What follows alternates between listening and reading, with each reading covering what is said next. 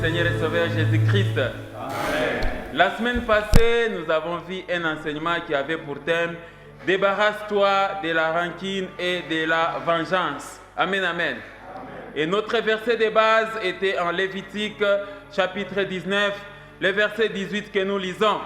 « Tu ne te vengeras point et tu ne garderas point de rancune contre les enfants de ton peuple. Tu aimeras ton prochain comme toi-même. Je suis l'Éternel notre Dieu. » Amen, amen. De ces versets, nous avons eu à dégager deux semences du royaume des ténèbres, la rancune et la vengeance. Et nous avons essayé d'exhorter les enfants de Dieu d'enlever de leur cœur la rancune et la vengeance. Est-ce que j'ai parlé à quelqu'un? Et aujourd'hui, nous allons poursuivre avec la même idée, mais cette fois-ci, nous allons encore marteler, réitérer, répéter encore les mêmes enseignements en ajoutant juste quelques éléments nouveaux pour que vous puissiez ôter de vos cœurs la rancune et la vengeance. Est-ce que j'ai parlé à quelqu'un? Cet après-midi, nous allons voir un enseignement qui a pour thème rancune et vengeance, 2 points, origine et conséquence. Rancune et vengeance, origine et conséquence. Voilà l'enseignement que je vais traiter avec vous, mon frère, ma soeur, afin que tu saches te conduire, afin que tu saches contrôler les attitudes de ton cœur. Est-ce que j'ai parlé à quelqu'un? Je vais insister sur ces choses tout simplement parce que quand rancune et vengeance remplissent le cœur de quelqu'un, c'est que cette personne-là n'est pas loin de la sorcellerie. Amen, amen. Et elle est loin du Christ. Est-ce que j'ai parlé à quelqu'un? Alors notre enseignement aura 3 parties. Nous allons traiter notre enseignement avec 3 parties principales, à savoir premièrement, bref rappel sur la rancune et sur la vengeance. Deuxièmement, nous allons voir les origines de la rancune et de la vengeance. Et en 3e partie, nous allons voir les conséquences de la rancune et de la vengeance. Amen, amen. Bien-aimés, il faut faire très attention avec les 2 semences. Elles sont très très mauvaises. Est-ce que j'ai parlé à quelqu'un? Alors commençons déjà avec la première partie de notre enseignement. Amen, amen. Bref rappel sur la rancune et sur la vengeance. Comme je vous le disais, mon frère, ma soeur, la rancune et la vengeance ne doivent pas avoir de place dans le cœur d'un chrétien. Est-ce que j'ai parlé à quelqu'un? Et la fois passée, j'ai insisté sur ces choses. Qu'un vrai chrétien, celui qui est brisé par le Seigneur Jésus-Christ, celui qui marche en nouveauté de vie, ne peut pas avoir un cœur rancunier, ne peut pas avoir un cœur vengeur. Est-ce que j'ai parlé à quelqu'un? J'aimerais te rappeler, toi mon frère qui m'écoute à cet instant, pour que tu saches encore c'est quoi la rancune, c'est quoi la vengeance. Amen, amen. Qui est une personne rancunière? Qu'est-ce qu'on entend par une personne rancunière? Et qu'est-ce qu'on entend par garder la rancune envers son semblable? Amen, amen.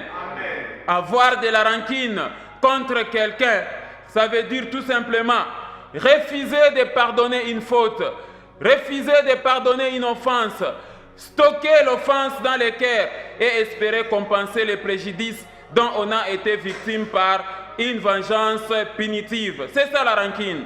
La rancune veut dire aussi se souvenir des fautes des autres. C'est les souvenirs tenaces que l'on garde dans le cœur d'une offense, d'un préjudice avec hostilité et un désir ardent de vengeance. Amen, amen. Voilà qui est un rancunier. Voilà ce qu'on entend par un vengeur. Est-ce que j'ai parlé à quelqu'un?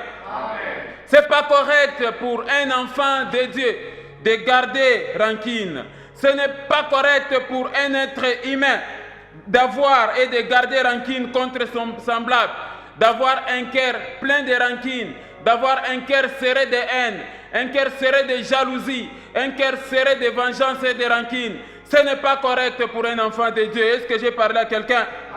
Dieu nous a donné la responsabilité. Dieu nous a donné la responsabilité de veiller sur notre cœur. Amen, amen. La Bible dit, garde ton cœur plus que toute autre chose, car de lui viennent les sources de la vie. Ainsi donc, Dieu nous a donné la responsabilité de garder nos cœurs plus que toute autre chose. Est-ce que j'ai parlé à quelqu'un?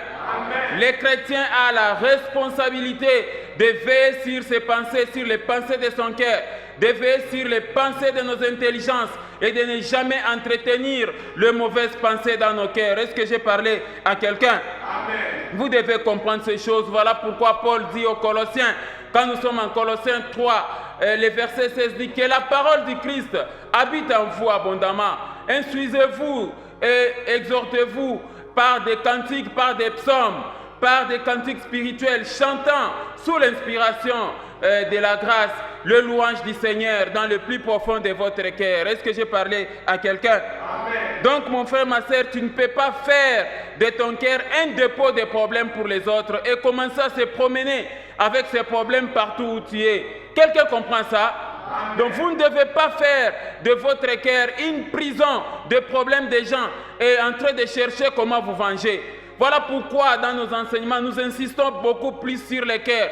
Parce que le plus grand problème, c'est les cœurs. Parce que si dans vos cœurs, il n'y a pas de rancune, il n'y a pas de vengeance, vous allez produire de bons fruits, vous allez produire de bons actes et vous allez vous comporter bien vis-à-vis du Seigneur et vis-à-vis de votre prochain.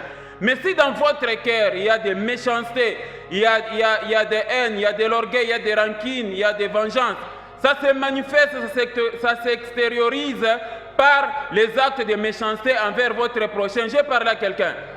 Donc le problème essentiel, c'est que votre cœur soit rempli de la connaissance de la parole de Dieu. Le grand problème, c'est que c'est la guérison de votre cœur. S'il y a des choses nauséabondes dans votre cœur, s'il y a de mauvaises choses, voilà ce qui dénature l'homme. Amen, amen.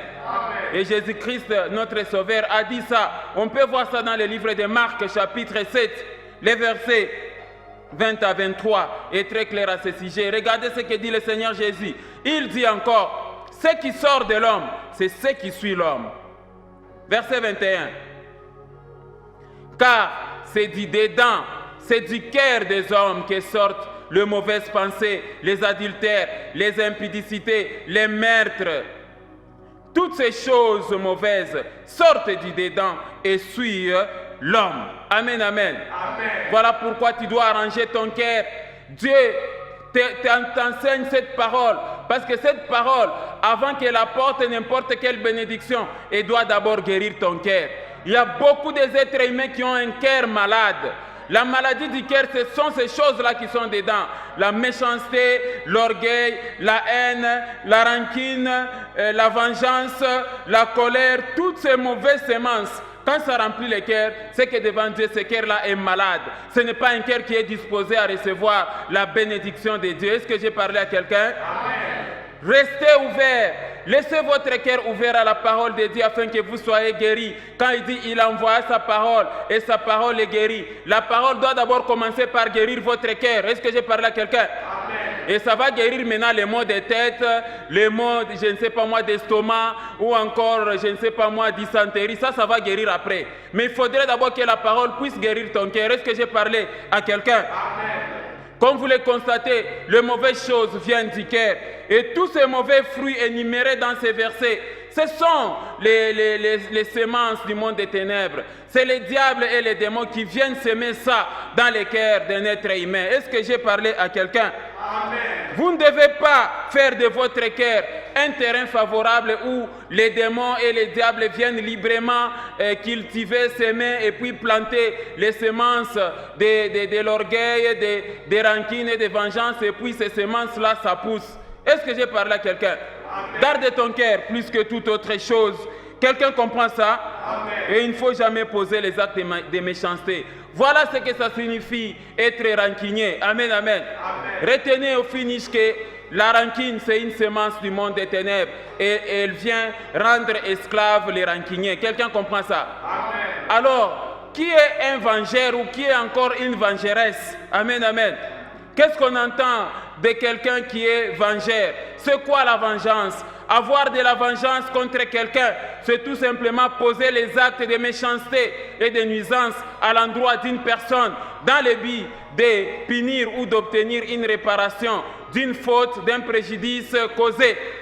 Avoir la vengeance contre quelqu'un, c'est aussi se faire justice en causant du tort à celui qui vous a offensé. C'est l'action d'infliger, d'outrager un mal, à offenser, à l'offenseur plutôt, outrager, infliger une punition. Voilà ce que ça signifie. Amen, amen. Donc, il est interdit à tout chrétien de se venger. Quelqu'un comprend ça? Amen. Ne posez jamais les actes de vengeance envers votre semblable, parce que le Seigneur lui-même l'a dit, à moi la vengeance, à moi la rétribution. Il est interdit à tout chrétien de se faire justice, quelle que soit l'offense. Est-ce que j'ai parlé à quelqu'un? Lisons Romains chapitre 12, verset 19 à 21, vous allez comprendre encore ce passage. Regardez, ne vous vengez point. Ça, c'est un ordre que le Seigneur donne à tous les chrétiens et à tous les êtres humains du monde entier. Ne vous vengez point vous-même, bien-aimés, mais laissez agir la colère, car il est écrit, à moi la vengeance, à moi la rétribution, dit le Seigneur. Verset 20. Mais si son ennemi a faim, donne-lui à manger. S'il a soif, donne-lui à boire. Car en agissant ainsi, ce sont des charbons ardents que tu amasseras sur sa tête. Verset 21. Ne te laisse pas vaincre par le mal. Ne te laisse pas vaincre par le mal, mais surmonte le mal par le bien. Amen, amen. Ça, c'est ta responsabilité. Dieu te donne l'ordre de ne pas commencer à se venger, de ne pas avoir dans ton cœur l'esprit de vengeance, de ne pas poser les actes de méchanceté envers ton semblable pour te faire justice. Amen, amen. J'avais insisté la fois passée que dans toutes les lois du monde entier, il est interdit à tout homme de se faire justice. Est-ce que j'ai parlé à quelqu'un? Donc, votre cœur ne doit pas être le canal par lequel les diables et ses démons passent pour accomplir les sales besognes dans la vie de quelqu'un. Est-ce que j'ai parlé à quelqu'un? Je le répète, mon frère, ma soeur, c'est que votre cœur ne doit pas être le canal par lequel les diables et les démons passent pour accomplir les sales besognes dans la vie de quelqu'un ou encore dans le foyer de quelqu'un, dans le travail de quelqu'un et ainsi de suite. Amen, amen. Amen. Vous devez éviter toutes ces choses, vous devez bannir la vengeance sous toutes ses formes. Voilà la première partie de notre enseignement, mon frère, ma soeur, pour te rappeler que la rancune et la vengeance sont des semences du monde des ténèbres et qu'un chrétien ne doit pas être ni rancunier, ni vengeur. Amen, amen. Passons rapidement au deuxième point de notre enseignement. Les origines de la rancune et de la vengeance. Amen, amen. Amen. Ici, je répète et je voulais tout simplement vous expliquer ces choses afin que vous puissiez marcher avec discernement. Parce que Romains 12 dit, ne vous conformez pas au siècle présent, mais soyez transformés par le renouvellement de l'intelligence, afin que vous discerniez quelle est la volonté de Dieu, ce qui est bon, agréable et parfait.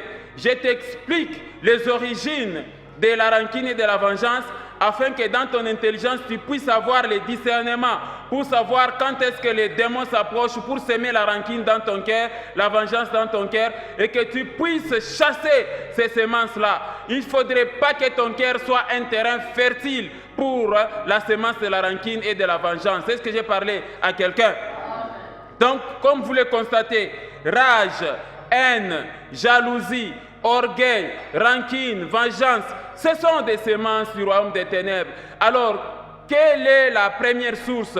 Quelle est l'origine de la rancune et de la vengeance? Et qui est le responsable de toutes ces choses? Amen, amen. Amen. Le premier responsable à la base des origines de la rancune et de la vengeance dans les cœurs des êtres humains, c'est les diables et ses démons. Amen, amen. Amen. Les diables et ses démons.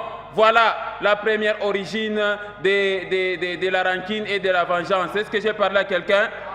L'auteur principal de la rancune et de la vengeance, c'est le diable. Et les êtres humains se laissent guider par les démons. Quelqu'un comprend ça? Ils se laissent guider par tous ces mauvais esprits. Voilà pourquoi un enfant de Dieu n'accepte pas n'importe quelle pensée qui vient dans son cœur. Un enfant de Dieu veille sur son cœur. Et chaque fois quand il y a une pensée qui vient dans son cœur, c'est à toi de savoir si cette pensée vient de Dieu ou ça vient du malin. Est-ce que j'ai parlé à quelqu'un? Vous devez comprendre toutes ces choses et vous devez être sous la direction du Saint-Esprit. Pourquoi? Parce que la vengeance et la rancune, ce sont les œuvres de la chair en provenance du diable. Ce sont les œuvres de la chair d'inspiration diabolique. Voilà pourquoi dans le livre de Galates, chapitre 5, verset 16, il est écrit, j'ai dit donc, marchez selon l'esprit et vous n'accomplirez pas les désirs de la chair. Est-ce que j'ai parlé à quelqu'un? Rancune et vengeance sont les œuvres de la chair. Et ce sont les diables et ces démons qui essayent d'inspirer la vengeance et la rancune, qui essayent de dénaturer l'homme pour que l'homme ne puisse pas aimer son semblable. Parce qu'ils savent que Dieu a donné à l'homme le commandement que non. Comment expliquer que vous pouvez dire que vous aimez Dieu alors que vous n'aimez pas les frères que vous voyez? Et le manque d'amour, c'est la rancune, c'est la vengeance, c'est la haine. Quelqu'un comprend ça? Amen. Voilà pourquoi tu dois marcher selon l'esprit. Un véritable enfant de Dieu doit être sous l'autorité et la conduite du Saint-Esprit. Marchez selon l'esprit de Dieu, et vous n'allez pas tomber dans la rancune et dans la vengeance. Est-ce que j'ai parlé à quelqu'un? Les diables sèment donc de mauvaises semences dans les cœurs des êtres humains, et même ces semences ici, on sait les identifier par rapport aux esprits. C'est comme ça qu'on parle: esprit d'orgueil, esprit de haine, esprit de rancune, esprit de vengeance. Ce sont des mauvais esprits. Ce sont des esprits impurs qui pénètrent dans le cœur de quelqu'un pour le pousser à faire le mal envers les semblables. Est-ce que j'ai parlé à quelqu'un? Voilà pourquoi n'admettez jamais que les esprits impurs vous manipulent. Quelqu'un comprend ça? N'admettez jamais au diable d'être le guide de vos émotions et de vos attitudes. N'admettez jamais. Vous devez méditer la parole de Dieu nuit et jour. Il faut que cette parole habite en vous abondamment. Et chaque fois qu'il y a une mauvaise pensée pour faire du mal aux autres, pour garder rancune et vengeance aux autres, que le Saint-Esprit te dise que non, arrête, il ne faut pas faire ça. Est-ce que j'ai parlé à quelqu'un? Le tout, c'est dans la pensée. Voilà pourquoi nous ne cessons de vous exhorter que la pensée doit être contrôlée dans les limites de la parole de Dieu. La bataille est d'abord dans l'intelligence et dans la pensée. Les champs de bataille entre un être humain et le diable, c'est dans la pensée. Vous devez avoir le discernement de ce côté-là. Est-ce que j'ai parlé à quelqu'un? Soyez victorieux à toutes les mauvaises pensées qui viennent dans vos cœurs et ne les permettez pas de se mûrir dans votre intelligence. N'entretenez jamais de mauvaises pensées parce que ça vient du diable. Quelqu'un comprend ça? L'apôtre Paul explique ça aux Corinthiens parce qu'à un certain moment, les Corinthiens se comportaient très mal. Regardez comment l'apôtre Paul dit ça en 2 Corinthiens chapitre 11 verset 3. Regardez les passages. Toutefois, de même que le serpent séduisit Ève par sa ruse, je crains que vos pensées ne se corrompent et ne se détournent de la simplicité à l'égard du Christ. Amen, amen. Est-ce que le verset n'est pas clair? Le verset est clair, mon frère, ma soeur, c'est-à-dire le grand problème, c'est de contrôler tes pensées. Pourquoi? Parce que quand le diable commence à te proposer à faire de mauvaises choses, il commence d'abord par injecter une mauvaise pensée dans ton cœur. Amen, amen. Ça, c'est le discernement. Et l'apôtre Paul ici demande à tous les chrétiens de rentrer dans les cercles de la simplicité du Christ. Amen, amen. Vous l'avez vous-même constaté que non, je crains que vos pensées ne se détournent de la vérité. Je crains que vos pensées ne se corrompent et ne se détournent de la simplicité du Christ. Amen, amen. J'aimerais par cet enseignement que tu comprennes ce qu'on entend par la simplicité à l'égard du Christ. Et cette simplicité est très bien définie dans le livre de Luc chapitre 6 au verset 27 jusqu'au verset 37. Regardez bien la simplicité du Christ. Mais je vous dis, à vous qui m'écoutez, aimez vos ennemis, faites du bien à ceux qui vous haïssent. Voilà la simplicité du Christ. Verset 28. Bénissez ceux qui vous maudissent, priez pour ceux qui vous maltraitent. C'est la simplicité du Christ. Verset 29. Si quelqu'un te frappe sur une joue, présente-lui aussi l'autre. Si quelqu'un prend ton manteau, ne l'empêche pas de prendre encore ta tunique. Ça, c'est la simplicité du Christ. Verset 30. Donne à quiconque te demande et ne réclame pas ton bien à celui qui s'en empare. C'est la simplicité du Christ. 31. Ce que vous voulez que les hommes fassent pour vous, faites-le de même pour eux. C'est la simplicité du Christ. 32. Si vous aimez ceux qui vous aiment, quel gré, quel avantage vous en saura-t-on? Les pécheurs aussi aiment ceux qui les aiment. C'est la simplicité du Christ. 34. Regardez le verset 33. Et si vous faites du bien à ceux qui vous font du bien, quel gré vous en saura-t-on? Les pécheurs aussi agissent de même. Regardez le verset 34. Et si vous prêtez à ceux de qui vous espérez recevoir, Quel gré vous en sera-t-on? Les pécheurs aussi prêtent aux pécheurs, afin de recevoir l'appareil. Verset 35. Mais aimez vos ennemis, faites du bien et prêtez sans rien espérer, et votre récompense sera grande, et vous serez fils du Très-Haut, car il est bon pour les ingrats et pour les méchants. Verset 36. L'Éternel est bon pour les ingrats et pour les méchants, l'Éternel est bon pour tout le monde. Verset 36. Soyez donc miséricordieux, comme votre Père est miséricordieux. Verset 37. Ne jugez point, et vous ne serez point jugés. Ne condamnez point, et vous ne serez point condamnés. Absolvez, et vous serez comment? Absous. Amen, amen. Est-ce que quelqu'un a vu la simplicité du Christ?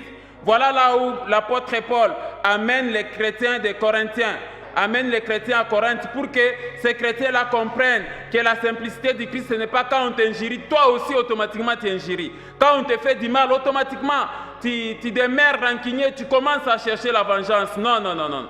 Est-ce que j'ai parlé à quelqu'un? Mais j'ai aimé la dernière phrase du verset quand le Seigneur Jésus-Christ dit « Absolvez et vous serez comment? Absous ». Est-ce que quelqu'un voit les passages? La dernière phrase de Luc, chapitre 6, verset 37. « Absolvez et vous serez absous ». Ça, c'est le Seigneur Jésus-Christ qui dit ça. Qu'est-ce que signifie absolver? Absolvez et vous serez aussi absous. Ça veut dire tout simplement effacer les fautes des autres et on effacera aussi vos fautes. Voilà ce que le Seigneur Jésus-Christ est en train de dire. Il dit remettez un péché. Remettre un péché, c'est ça, absolver. Est-ce que quelqu'un voit les passages? Amen, amen. Ça veut dire pardonner quelqu'un. Ça veut dire l'exempter. C'est ça, absolver. Absolvez et vous serez absous. Amen, amen. C'est-à-dire effacer les péchés des autres et vous aussi on effacera quoi? Vos péchés. Ça veut dire, et absolver, ça veut dire déclarer non coupable. Même si on t'a fait du mal, toi tu déclares non coupable la personne qui t'a fait du mal. Et voilà, toi aussi, tu seras innocenté quelque part. Et on dit absolver, effacer les fautes des autres, effacer les offenses des autres. Et vous aussi, vous serez absous. En d'autres termes, le Seigneur Jésus dit, ne soyez pas rancuniers et ne gardez pas vengeance envers votre prochain. Et vous aussi, on ne vous gardera pas vengeance, on ne sera pas rancunier à votre égard. Est-ce que j'ai parlé à quelqu'un? Donc, toute personne, comme je le disais, qui vit dans les cercles de la simplicité de Christ ne peut pas être vengeur, ne peut pas être vengeresse, ne peut pas être rancunier. Amen, amen. Il doit avoir un cœur doux, un cœur humble, un cœur qui pardonne. Amen, amen. Il n'y a pas de rancune, il n'y a pas de vengeance dans le cœur de celui qui croit au Seigneur Jésus-Christ et qui marche dans la sanctification. Est-ce que j'ai parlé à quelqu'un? Tel est le cas aussi pour les serviteurs de Dieu. Il y a les fidèles de vos églises. Remarquez que même vous, pasteurs, même vous, apôtres, prophètes, vous avez de la rancune et de la vengeance envers vos fidèles et ou encore dans votre vie. Ce n'est pas correct. Est-ce que j'ai parlé à quelqu'un? Voilà la première origine ou encore source de la rancune et de la vengeance. Quelqu'un comprend ça? Passons à la deuxième source, la deuxième origine de la rancune et de la vengeance. C'est les fautes des autres non pardonnées, mais stockées dans les cœurs. Voilà ce qui crée la rancune et la vengeance dans les cœurs de quelqu'un. Amen, amen. Un cœur qui ne pardonne pas, un cœur qui ne sait pas couvrir les fautes des autres. Voilà ce qui est à la base de la rancune et de la vengeance. Est-ce que j'ai parlé à quelqu'un? Vous savez, mon frère, ma soeur, il arrive de fois que dans la nature humaine, le cœur de l'homme est toujours prêt à oublier les bienfaits de quelqu'un, mais à stocker le problème des autres, les fautes des autres, ce qui n'est pas correct. Amen, amen. Pourquoi tu dois avoir ce cœur-là apte à oublier les bienfaits et à stocker seulement les offenses des autres? C'est là même la source de la rancune et de la vengeance. Et plusieurs chrétiens ont souvent un cœur comme ça. Amen, amen. Voilà pourquoi David insistait, il disait, mon âme bénit l'Éternel et n'oublie aucun de ses bienfaits. Même par rapport à tes relations avec les autres, il faut beaucoup plus regarder les bienfaits. Quelqu'un comprend ça? Et oublier les offenses. Voilà les dons auxquels le Seigneur Jésus-Christ nous a appelés. Parce que nous tous aussi, Dieu nous a pardonné. si le Seigneur notre Dieu s'est vengé contre le monde entier, qui pourra subsister? La Bible dit que si l'Éternel se souvenait des iniquités de nous tous, qui va subsister? À l'instant même, il ordonnerait au soleil de nous calciner nous tous. Vrai ou faux? Vrai? Amen, amen. Donc apprenez à pardonner. Pourquoi stocker dans vos cœurs les problèmes des gens et commencer à se promener avec un cœur chargé des fautes des autres, cherchant l'occasion de se venger? Ce n'est pas correct. Dieu n'encourage pas son peuple à la violence et à la vengeance, à la rancune. Est-ce que j'ai parlé à quelqu'un? Rendre le mal pour le mal, ce n'est pas chrétien. Amen, amen. Ce n'est pas chrétien. Et la justice ne s'exerce jamais par vous-même. Est-ce que quelqu'un comprend ça? C'est à l'Éternel seulement qu'appartient la vengeance et la rétribution. Lui-même, l'Éternel l'a dit. Est-ce que quelqu'un comprend ça? Donc, vous ne devez pas vous faire justice. Lisons un peu Proverbe 20, verset 22 et Proverbe 24, verset 29. Regardez comment les instructions de l'Éternel sont très claires. Ne dis pas, je rendrai le mal. Espère en l'Éternel et il te délivrera. Quelqu'un voit la première délivrance. Quel que soit, même si on t'a escroqué, même si on t'a fait du mal, il ne faut pas rendre le mal pour le mal. Est-ce que quelqu'un comprend ça? La Bible elle est très claire et dit il ne faut pas rendre, il ne faut même pas dire dans ton cœur que je rendrai le mal. Il ne faut pas. Amen, amen. En tant que chrétien, Dieu nous interdit. Et en tant qu'un être humain, Dieu nous interdit de se venger. Dieu nous interdit de garder rancune. Est-ce que j'ai parlé à quelqu'un? On peut voir aussi en Proverbe, chapitre 24, verset 29. Regardez, ne dis pas, je lui ferai comme il m'a fait.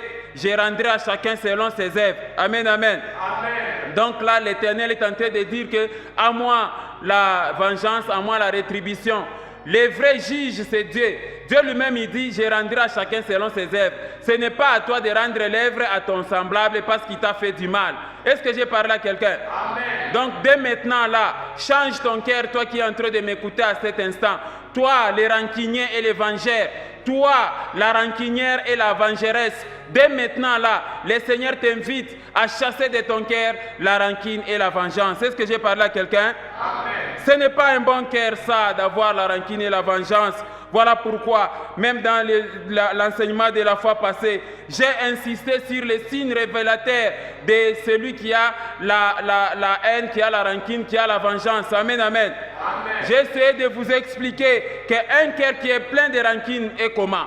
Un cœur qui est plein de rancune et de vengeance, un cœur plein de rancune et de vengeance ne pardonne pas, ou pardonne difficilement, ou encore a du mal à quoi? À pardonner. Ça, je vous ai expliqué la fois passée. Et ne sois pas cette personne-là. Est-ce que j'ai parlé à quelqu'un? Ne sois pas cette personne-là qui a un tel cœur. Personne qui pardonne que par personne interposée. Amen, amen. Ou encore, il faut te supplier pour que tu pardonnes. Ce n'est pas correct. Ou encore, il faut qu'on te fasse comprendre par une personne qui a de l'influence sur toi. Ce n'est pas correct. Et c'est comme ça que des fois, quand tu gardes rancune envers quelqu'un, on va aller chercher la personne envers qui tu as de la faiblesse. Amen, amen. Maintenant, à toi de sursauter des fois et de dire, tu vois, c'est parce qu'on a plaidé pour toi, je t'ai pardonné. Ce n'est pas correct. Est-ce que j'ai parlé à quelqu'un? Tu as de la chance parce qu'on a demandé pardon pour toi. Tu as de la chance parce qu'on a demandé pardon pour toi. Ah bon? Est-ce qu'entre vous deux, là, vous ne pouvez pas vous arranger? Est-ce que tu ne peux pas pardonner ton prochain de lui-même? Il faut qu'une autre personne vienne demander pardon à sa place pour que tu acceptes. Ce n'est pas correct ce que font les êtres humains. C'est quel pardon ça? Un pardon par intermédiation. Amen, amen. Donc de toi-même, tu ne peux pas pardonner. Ce qui n'est pas bien. C'est ainsi qu'on assiste des fois à des pardons éphémères. Des pardons qui ne durent que pour un instant et après quelques secondes. Allez, c'est la bagarre ou encore c'est la rancune et la vengeance qui commencent. J'ai parlé à quelqu'un. Mais que nous dit le Seigneur, notre Dieu? Regardez Luc chapitre 17, versets 3 à 4. Je répète encore ces versets afin que tu puisses changer de cœur. Regardez, prenez garde à vous-même. Si ton frère a péché, reprends-le. Et s'il se répand, faites quoi? Pardonne-lui. Amen, amen. Prenez garde à vous-même. Et si ton frère a péché, pardonne-lui. Regardez le verset 4.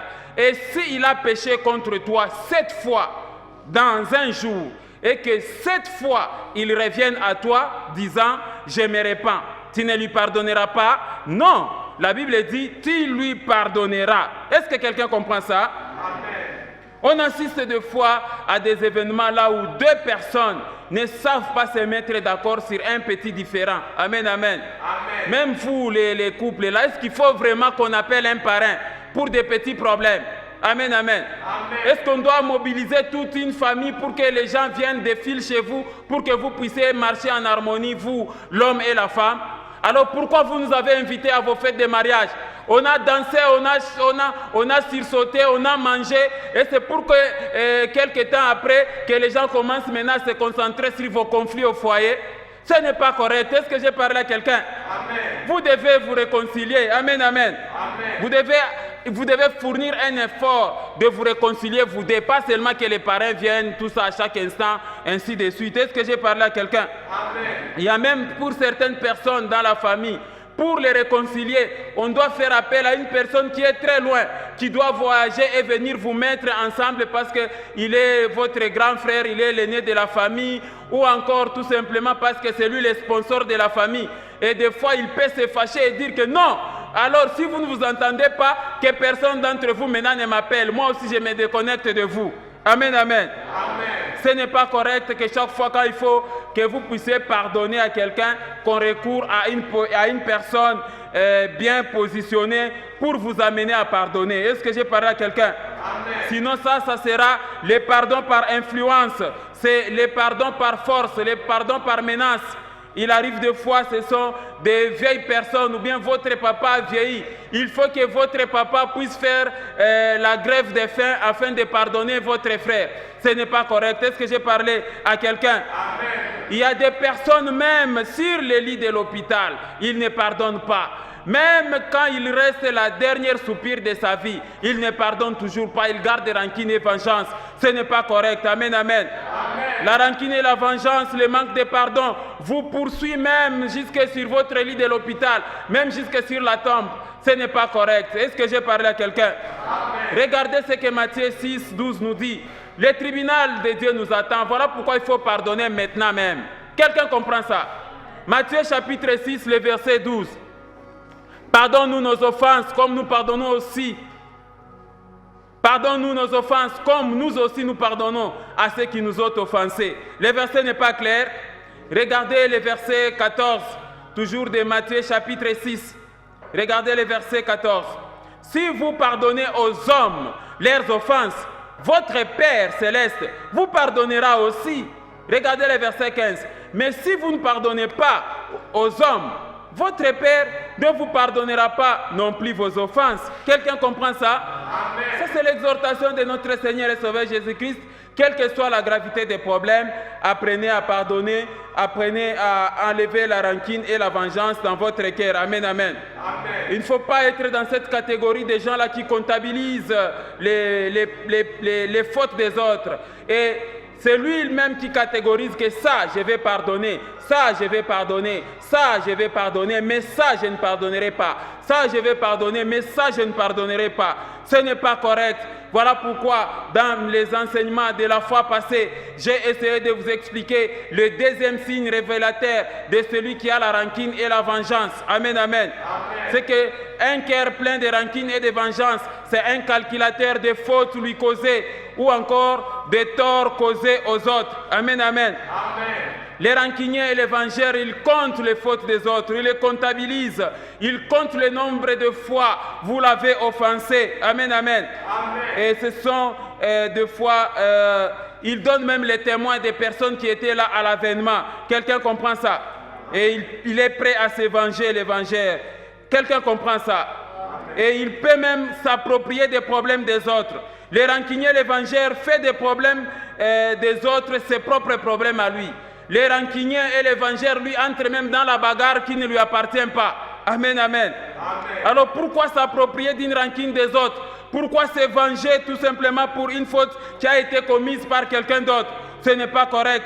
Et des fois même, les personnes qui se sont offensées se sont déjà pardonnées et vivent en harmonie. Mais toi, tu restes encore avec la rancune là et avec ta vengeance, tu cherches à te venger. Alors que les concernés, les deux concernés là, ils ont déjà arrangé, ils se sont déjà réconciliés depuis longtemps. Est-ce que j'ai parlé à quelqu'un? Ce n'est pas correct. On voit ça souvent dans la vie du couple. Voilà pourquoi, quand il y a les problèmes de couple, vous devez faire très attention. Parce que l'homme et la femme peuvent mieux s'entendre. Mais vous, belle famille, vous continuez à parloter tout ça. Et dans l'entretemps, ils se sont déjà pardonnés. Est-ce que j'ai parlé à quelqu'un? Lisons Matthieu chapitre 18, versets 21 à 22. Vous allez comprendre quelque chose. Alors Pierre s'approcha de lui et dit, « Seigneur, combien de fois pardonnerai-je à mon frère lorsqu'il péchera contre moi? Sera-ce jusqu'à 7 fois ?» Pierre, qui t'a demandé que c'est jusqu'à 7 fois? Jésus lui dit, je ne te dis pas jusqu'à 7 fois, mais jusqu'à 70 fois 7 fois. Amen, amen. Pour ainsi dire qu'il ne doit pas calculer. Il ne doit pas calculer combien de fois tel t'a offensé. Il faut seulement pardonner. Amen, amen. Le calculateur des fautes des autres, lui, il compte toujours les torts des autres. Et des fois, il peut même les écrire dans un agenda. Il vous met dans ce qu'il appelle un carnet rouge, tout simplement parce que vous l'avez offensé. Et dans son cœur, il détermine les péchés pardonnables et les péchés impardonnables. Amen, amen. Ce n'est pas correct. Il ne faut jamais être un calculateur des problèmes des autres. Il ne faut même pas rappeler les fautes des autres dans la vie de quelqu'un. Amen, amen. Ne rappelez jamais les fautes des autres dans vos discours. Voilà pourquoi parmi les troisièmes signes révélateurs de celui qui a un cœur plein de vengeance et de rancune, c'est qu'un cœur plein de rancune et de vengeance n'oublie pas les offenses des autres et les rappelle dans ses discours. Amen, amen. Souvent, je l'ai répété la fois passée, le monde a toujours dit que pardonner n'est pas signe d'oublier. Mais moi, je t'apprends, mon frère, par cet enseignement, apprends à tourner la page quant à ce qui concerne les fautes des autres. Amen, amen. Oubliant ce qui est en arrière et me portant vers ce qui est en avant. Un chrétien, c'est celui qui apprend à faire table rase des fautes des autres et commencer une nouvelle vie. Exactement comme le Seigneur a fait pour nous et continue à le faire. Amen, amen. Donc le monde ne doit pas vous influencer. Et même quand Dieu dit en Ésaïe, quand nous sommes dans le livre d'Ésaïe 43, verset 18, la Bible dit que ne pensez plus aux événements du passé. Ça veut dire quoi? Il ne faudrait pas que quand le Seigneur te dit que non, ne pensez pas aux événements du passé, vous voyez seulement la misère, la pauvreté, tout ça. Et non, non. Il est question aussi d'oublier les offenses et les fautes des autres. C'est ce que ça signifie aussi ces versets-là. Amen, amen. Ne pensez plus aux événements du passé. Amen. Ces versets ici veut dire aussi que non, non, pardonne et oublie les péchés, plutôt les fautes des autres. Est-ce que j'ai parlé à quelqu'un? Donc, ne considère plus ce qui est ancien. Ne pensez plus aux événements du passé et ne considère plus ce qui est ancien. Voici, je suis prêt à faire des choses nouvelles, dit le Seigneur. Est-ce que vous connaissez ça? Alors, permets à l'Éternel de faire de nouvelles choses dans ta vie. Et pour que Dieu fasse de nouvelles choses dans ta vie, il faut d'abord oublier les passés. Oublier aussi les fautes des autres. Quelqu'un comprend ça? C'est ça. Dieu va te faire oublier la pauvreté, Dieu va te faire oublier la misère, Dieu va te faire oublier la souffrance, il va essuyer tes larmes, mais par la même occasion de ces versets, il te demande aussi d'oublier les fautes des autres, de pardonner, de chasser la rancune et la vengeance dans ton cœur. Est-ce que j'ai parlé à quelqu'un? Pardonne, mon frère, ma sœur, tes frères, pardonne tes sœurs, enlève de ton cœur l'esprit de rancune et de vengeance, et un cœur nouveau pour permettre à Dieu de commencer de nouvelles choses. Amen, amen. Alors pourquoi rappeler les fautes anciennes, les erreurs du passé de ton prochain? Quelqu'un comprend ça? Lisons Proverbe 19, 11 et Proverbe 17, 9. La Bible dit, l'homme qui a de la sagesse est lent à la colère et il met sa gloire à oublier les offenses. Ce n'est pas ça? L'homme qui a de la sagesse est lent à la colère et il met sa gloire à oublier les offenses. Regardez Proverbe 17, verset 9. Celui qui couvre une faute cherche l'amour et celui qui la rappelle dans ses discours divise les amis. Amen, amen. Donc il faut vous efforcer d'oublier les passés et de ne pas chaque fois les rappeler. Tu vois, ce jour-là, tu m'avais fait ceci. Et tu vois, ce jour-là, tu avais encore répété. Et voilà, encore tu répètes. Il ne faut jamais rappeler ça. Est-ce que j'ai parlé à quelqu'un?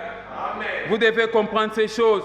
Et c'est par surcroît que j'avais donné le quatrième signe révélateur d'un cœur plein de rancune et de vengeance. C'est qu'un cœur plein de rancune et de vengeance est mécontent, colérique, plaintif, jaloux, haineux, accusateur, vantard, traître, ainsi de suite. Amen, amen. Voilà les signes révélateurs d'un cœur qui a de la haine et d'un cœur qui a de la vengeance. Amen, amen. Là, c'était donc la deuxième origine des rancunes et des vengeances. C'est tout simplement des fautes non pardonnées et qui sont stockées dans nos cœurs. C'est ça à la base de la rancune et de la vengeance. Est-ce que j'ai parlé à quelqu'un? Troisième source de la rancune et de la vengeance, c'est le fait de dire la vérité embarrassante et les bons conseils à quelqu'un. Oh là là, amen, amen. Il y a des personnes qui sont insensibles à la vérité. Il y a des personnes, quand tu lui dis la vérité, automatiquement, elles se fâchent et elles gardent des rancunes contre toi. Amen, amen. Il existe des personnes comme ça qui n'aiment pas qu'on leur dise la vérité. Ils aiment se faire flatter. Des gens qui n'aiment pas des bons conseils. Quand vous dénoncez seulement le mal qu'il fait, automatiquement, ils gardent des rancunes contre toi. Amen, amen. Ça, c'est la nature des sorciers. Un sorcier n'aime pas qu'on lui dise la vérité. Un sorcier n'aime pas aussi qu'on le découvre. Un sorcier n'aime pas qu'on lui dise qu'elle arrête avec la sorcellerie. Automatiquement, tu deviens la cible. Amen, amen. Donc, vous devez changer votre cœur. Il ne faudrait pas que vous soyez la personne qui garde rancune envers des personnes qui vous donnent des bons conseils. Vous haïssez seulement les gens qui vous disent la vérité. Lisons Amos chapitre 5, verset 10. Ils haïssent celui qui les reprend à la porte et ils ont en horreur celui qui parle sincèrement. C'est ça le problème. Et la fois passée, je vous ai donné l'exemple de Jean-Baptiste. Il a constaté que le roi Hérode a ravi à son petit frère une femme, répondant au nom d'Hérodias. Jean-Baptiste est allé voir Hérode pour lui dire que non, remets la femme de ton frère, ce n'est pas ta femme. Et la Hérodias là-bas, elle était très fâchée contre Jean-Baptiste. Lors de la fête d'anniversaire d'Hérode, et que la fille d'Hérodias a dansé, et le roi Hérode qui lui dit, demande-moi ce que tu veux. Quand la fille va dire à sa maman dit que non, demande la tête de Jean-Baptiste. C'est quelle rancune, c'est quelle haine ça, toi, la Hérodias? On te verra au jour du Seigneur, on te verra au jour du jugement. Qu'est-ce qui t'a pris là pour couper la tête de Jean-Baptiste, le serviteur de Dieu? Amen, amen. Ce n'était pas correct donc de sa part. La rancune, elle est très mauvaise. Lisons Proverbe chapitre 27, versets 5 à 6. Mieux vaut une réprimande ouverte qu'une amitié cachée. Il faut vous dire des vérités. Regardez le verset 6. Les blessures d'un ami prouvent sa fidélité, mais les baisers d'un ennemi sont trompeurs. Amen, amen. Quelqu'un voit ça? Un vrai ami, c'est celui qui dit la vérité. Même si cette vérité va te blesser, mais néanmoins c'est la vérité. C'est ça un vrai ami. Est-ce que j'ai parlé à quelqu'un? N'haïssez jamais, ne gardez jamais rancune et vengeance envers la personne qui vous dit la vérité. Amen, amen. Quatrième source, quatrième origine de la rancune et de la vengeance, c'est la trahison ou abus de confiance. Amen, amen. Trahison ou abus de confiance. Qu'est-ce que ça signifie trahir? Trahir veut dire tout simplement cesser d'être fidèle à quelqu'un. Donc vous les infidèles au foyer, hommes ou femmes, quand vous êtes infidèles au foyer, sachez que vous êtes des véritables traîtres. Est-ce que je parle à un mari de quelqu'un? Est-ce que je parle à une femme de quelqu'un? Trahir, ça veut dire cesser d'être fidèle. Comme vous êtes des infidèles au foyer, la Bible vous qualifie de qui? Des traîtres, c'est de la trahison, c'est la haute trahison. Trahir veut dire cesser d'être fidèle à quelqu'un, faire cause commune avec l'ennemi, ne pas respecter les engagements. La trahison a toujours été source de rancune et de vengeance. Est-ce que j'ai parlé à quelqu'un?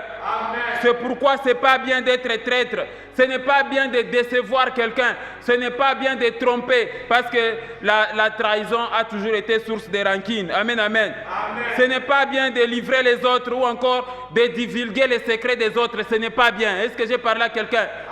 Si tu as l'habitude là d'aller parler les secrets des autres ou encore d'aller trahir les autres, ce n'est pas bien. La Bible t'interdit ça. Quelqu'un comprend ça? Amen. Et c'est souvent les proches qui trahissent, ce qui n'est pas correct. Regardez comment David est en train de se plaindre en Psaume chapitre 41. Regardez le verset 10. Celui-là même avec qui j'étais en paix, qui avait ma confiance et qui mangeait mon pain, lève les talons contre moi. Amen, amen. Amen. Quand David était trahi par son entourage et même par ses conseillers, et même c'est son fils Absalom qui voulait le détrôner, et ses conseillers, entre autres les Achitophel et les autres, sont allés chez les fils. Et c'est comme ça que David se plaignait, même toi qui mangeais mon pain, même toi mon fils Absalom, tu commences à lever les talons contre moi. Amen, amen. Amen. Mais regardez aussi David dans sa colère, comment il va adresser la prière à Dieu. Une prière de rancune et de vengeance. Ce n'est pas correct. Lisons Psaume 55, versets 13 à 16. David était fou de rage et de rancune et de vengeance. Et il adressa les prières et demanda même la mort de ses ennemis. Regardez. Ce n'est pas un ennemi qui m'outrage, je le supporterai. Ce n'est pas mon adversaire qui s'élève contre moi, je me cacherai devant lui. Verset 14. Verset 14. C'est toi que j'estimais mon égal, toi mon confident et mon ami. Verset 15. Ensemble, nous vivions dans une douce intimité. Nous allions avec la foule à la maison de Dieu. Verset 16. Que la mort les surprenne, qu'ils descendent vivants au séjour des morts. Oh David, il ne faut pas demander la mort de tes ennemis. Que la mort les surprenne, qu'ils descendent vivants au séjour des morts, car la méchanceté est dans l'air des mers, au milieu d'eux. Amen, amen. Amen. Alors mon frère, ma sœur, quels que soient les degrés de trahison, ne souhaitez jamais que le mal arrive dans la vie de quelqu'un d'autre. Ne mérissez pas la rancune et la vengeance, quel que soit le niveau des blessures, quelle que soit la blessure de la déception. Ne souhaitez jamais que le mal arrive dans la vie de ton prochain. Est-ce que j'ai parlé à quelqu'un? Amen. Donc ne soyez jamais rancuniers et ne vous laissez pas engager dans les processus de la vengeance. Cinquième source de la rancune et de la vengeance, ce sont les infidélités au foyer. Amen, amen. Les infidélités au foyer sont à l'origine de la rancune et de la vengeance dans la vie du couple. Si l'un des conjoints ne pardonne pas, s'il garde ça dans son cœur, et dans ce cas, la vengeance se traduit souvent par une réplique de foi de l'acte de l'infidélité. Mon mari a commis l'infidélité, donc moi aussi je vais le faire. Ma femme a commis l'infidélité, donc moi aussi je vais le faire. Il ne faudrait pas qu'il en soit ainsi. Est-ce que j'ai parlé à quelqu'un? Il ne faudrait pas que ça soit dans les mêmes conditions encore. Allez s'abattre sur votre rival, que vous supposez la voleuse de votre mari ou le voleur de votre femme. Est-ce que j'ai parlé à quelqu'un? Les rivales, quand ils se rencontrent, c'est la vengeance et la rancune. Et pourtant, l'Éternel a dit, à moi la vengeance, à moi la rétribution. Est-ce que j'ai parlé à quelqu'un? Lisons Proverbes chapitre 6, versets 25 à 35. Là, je te mets en garde, toi qui as l'habitude de courir derrière les femmes d'autrui et les maris d'autrui. Regardez, ne la convoite pas dans ton cœur pour sa beauté et ne te laisse pas séduire par ses paupières. Verset 26. Car pour la femme prostituée, on se réduit à un morceau de pain et la femme mariée tend un piège à la vie précieuse. Arrête l'infidélité, toi la femme mariée, et toi aussi l'homme marié. Regardez maintenant, quelqu'un mettra-t-il du feu dans son sein sans que ses vêtements s'enflamment? Verset 28. Quelqu'un marchera-t-il sur des charbons ardents sans que ses pieds soient brûlés? Verset 29. Il en est de même pour celui qui va vers la femme de son prochain. Quiconque la touche ne restera pas impuni, dit le Seigneur. Verset 30. On ne tient pas pour innocent les voleurs qui dérobent pour satisfaire son appétit quand il a faim. Verset 31. Si on le trouve, il fera une restitution au sceptique. Il donnera tout ce qu'il a dans sa maison. Verset 32. Mais celui qui commet un adultère avec une femme est dépourvu de sens. Celui qui veut se perdre agit de la sorte. 33. Il n'aura que plaie et ignominie et son opprobre ne s'effacera point. 34. Car la jalousie met un homme en fureur et il est sans pitié au jour de la vengeance. 35.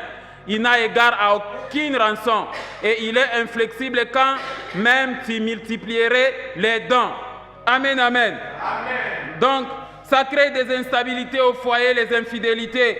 Ça crée des divorces, des morts d'hommes et de femmes. Les infidélités au foyer sont cruelles et déstabilisatrices. Est-ce que j'ai parlé à quelqu'un? Enfin, sixième origine de la rancune et de la vengeance, ce sont les escroqueries, les fraudes, les spoliations, les injustices et tout abus de confiance. Amen, amen. J'aimerais t'expliquer ce qu'on entend par escroquer. Escroquer, c'est tout simplement obtenir ou soustraire quelque chose de quelqu'un en trompant par des manœuvres frauduleuses. Soustraire quelque chose à quelqu'un par ruse, par surprise. Ça veut dire escroquer. Et quand quelqu'un se fait escroquer par son prochain ou encore par son proche collaborateur, cela a toujours été source de rancune. Amen, amen. Donc il dira que le jour où je vais l'attraper, il sentira, il verra de quel bois je m'échauffe. Amen, amen. Et il y a plein d'escrocs dans cette vie. Il y a plein d'escrocs. Est-ce que j'ai parlé à quelqu'un? Même dans l'église, il y a des escrocs. Il y a aussi des pasteurs qui escroquent les fidèles. Ce qui n'est pas correct. Est-ce que j'ai parlé à quelqu'un? Les escrocs sont partout. Même dans l'église, dans nos familles et ailleurs. Il y a beaucoup d'escrocs. Il faut faire attention. Dieu vous interdit d'escroquer quelqu'un parce que si vous escroquez quelqu'un, il risque, la personne là que vous escroquez risque de garder rancune et vengeance et aller chercher maintenant les fétiches pour te tuer. Regardez la recommandation du Seigneur en 1 Thessaloniciens 4, verset 6. Regardez, c'est que personne n'use envers son frère de cupidité et de fraude dans les affaires, car le Seigneur tire vengeance de toutes ces choses, comme nous vous l'avons déjà dit et attesté. Amen, amen. Même si vous avez été escroqué, je parle maintenant à toi qui as été escroqué, ne gardez jamais rancune et vengeance. Parce qu'il dit, le Seigneur lui-même tire vengeance de toutes ces choses. Amen, amen. Amen. Ne gardez jamais rancune et ne vous vengez pas. À Dieu la vengeance, à Dieu la rétribution. Est-ce que j'ai parlé à quelqu'un? Amen. Passons à notre dernière partie de l'enseignement. Les expressions et les conséquences de la rancune et de la vengeance. Amen, amen. Amen. Tout acte de vengeance a comme racine la rancune. Donc la rancune et la vengeance sont des jumelles. Amen, amen. Amen. Et quand la rancune a atteint sa maturité, elle produit la vengeance. Et quand la vengeance aussi a atteint l'étape de maturité, la première étape c'est la mort ou encore le niveau ultime. Amen, amen. Amen. Donc la première expression de la rancune et de la vengeance, c'est d'abord commettre les meurtres. Voilà comment la vengeance s'exprime dans la vie active. Amen, amen. C'est l'expression la plus méchante de la rancune et de la vengeance. C'est la conséquence la plus méchante et la plus fâcheuse de la rancune et de la vengeance. Quelqu'un comprend ça? Amen. Regardez l'histoire de Samson quand on a crevé ses yeux. Il va chercher à se venger de ses yeux. Lisons Juges chapitre 16, versets 27 à 30. La maison était remplie d'hommes et de femmes. Tous les princes des Philistins étaient là. Et il y avait sur le toit environ 3000 personnes, hommes et femmes qui regardaient Samson jouer. 28. Le verset 28. Alors Samson invoqua l'Éternel et dit, Seigneur, souviens-toi de moi, je t'ai prié, ô Dieu, donne-moi de la force seulement cette fois, et que d'un seul coup je tire vengeance des Philistins pour mes deux yeux. Et Samson embrassa les deux colonnes du milieu sur lesquelles reposait la maison et il s'appuya contre elles. L'une d'elles était à sa droite et l'autre à sa gauche. 30. Samson dit, que je meure avec les Philistins. Il se pencha fortement et la maison tomba sur les princes et sur tous les peuples qui y étaient. Ceux qu'il fit périr à sa mort furent plus nombreux que ceux qu'il avait tués pendant sa vie. Amen, amen. Amen. Et il y a aussi l'histoire de Joab et de Abner. Abner avait tué Asaël, frère de Joab. Et Joab garda la rancune contre Abner et le tua. De quelle manière il le tua? On peut voir ça en 2 Samuel chapitre 3 verset 27. Lorsque Abner fit de retour à Hébron, Joab le tira à l'écart au milieu de la porte, comme pour lui parler en secret, et là il le frappa au ventre et le tua pour venger la mort d'Asaël, son frère. Amen, amen. Amen. Il y a plusieurs cas, plusieurs exemples dans la parole de Dieu, là où vous voyez les gens en train de causer les meurtres tout simplement à cause de la vengeance et de la rancune. Est-ce que j'ai parlé à quelqu'un? C'est le cas d'Absalom avec Amnon, on avait parlé de sa fils de David. C'est le cas de Lévi et Siméon avec donc les fils de Jacob à cause de Dina qui était déshonoré. C'est le cas d'Hérodias avec Jean-Baptiste. Deuxième expression de la rancune et de la vengeance, ce sont les empoisonnements, les pièges et les fausses accusations. Amen, amen.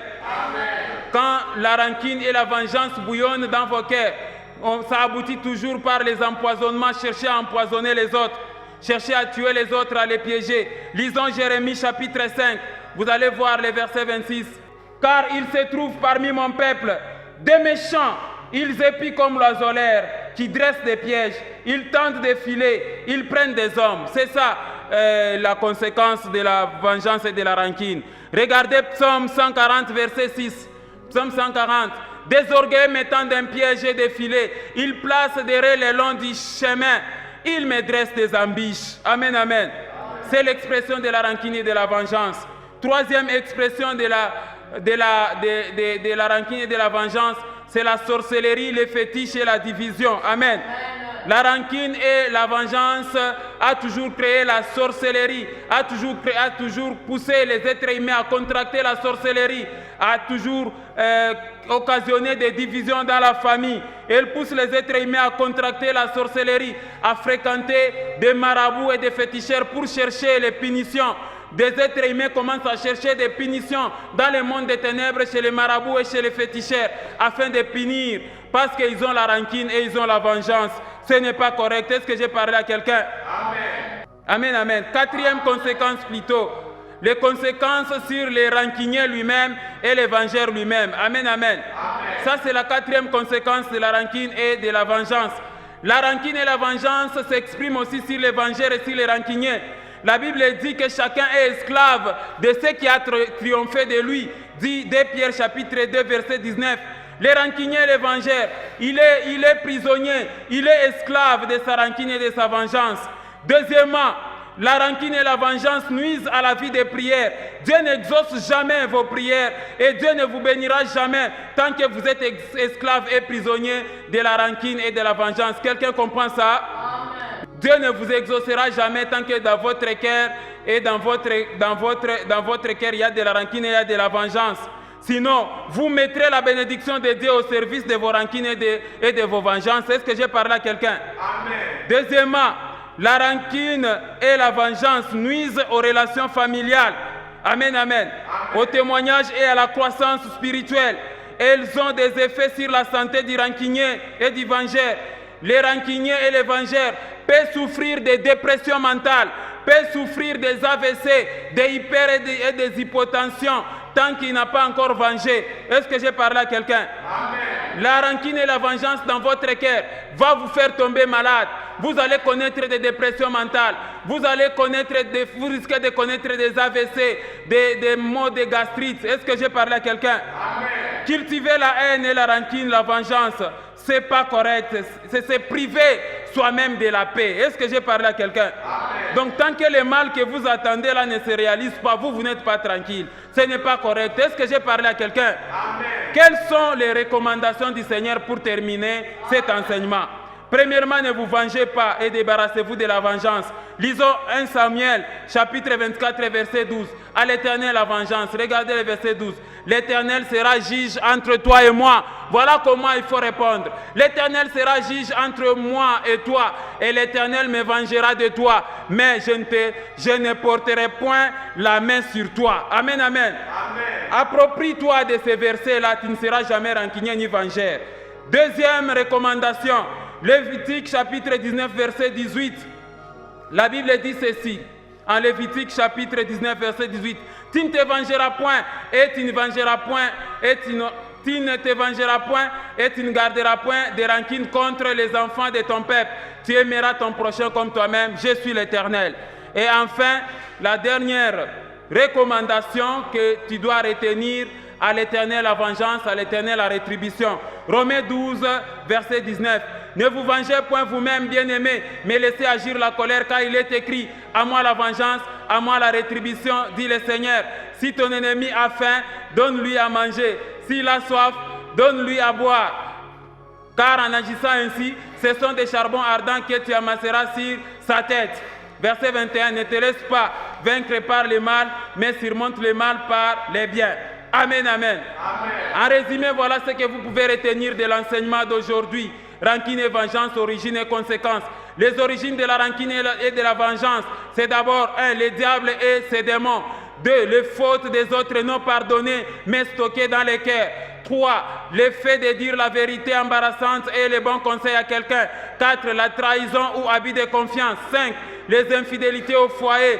6. Les escroqueries, les fraudes, les spoliations, les injustices et tout abus de confiance. Voilà les origines de la vengeance et de la rancune. Quelles sont les expressions et les conséquences de la rancune et de la vengeance?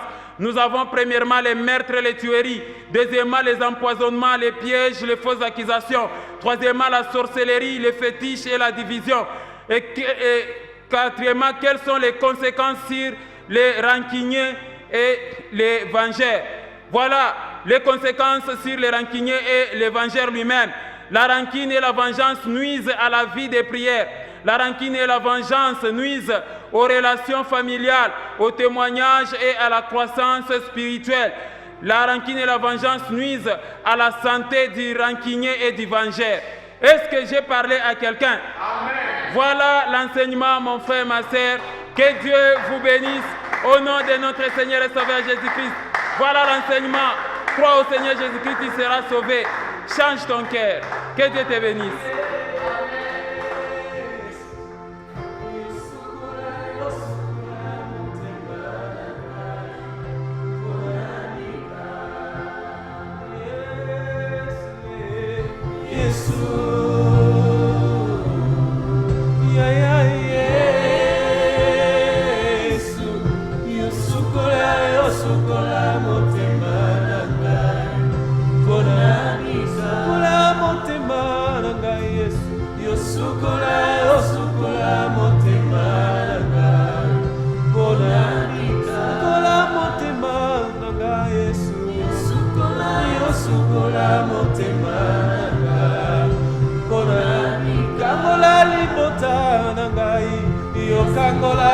Kangola libota obabika obabika kangola libota nangai yo kangola libota nangai bona ya Yesu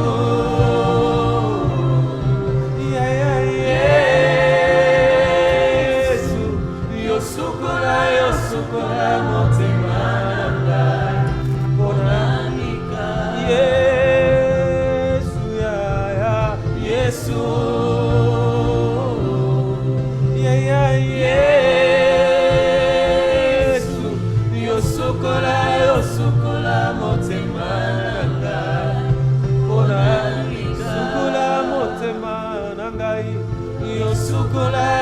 Sukola motema nanga